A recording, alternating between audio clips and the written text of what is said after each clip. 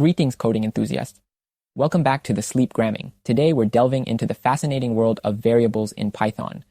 In Python, variables are like magical containers that hold onto your precious data values.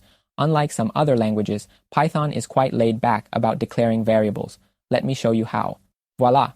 Creating variables in Python is as simple as giving them a name and assigning a value. Here, x holds the integer 5 and y cradles the string John. Python doesn't fuss over types. A variable can be an integer one moment and a string the next. Here, x starts as an integer but transforms into a string effortlessly. Now, if you want to be a bit more specific about a variable's type, you can cast it. Casting is like giving your variable a role to play. Here, x becomes a string, y an integer, and z a float.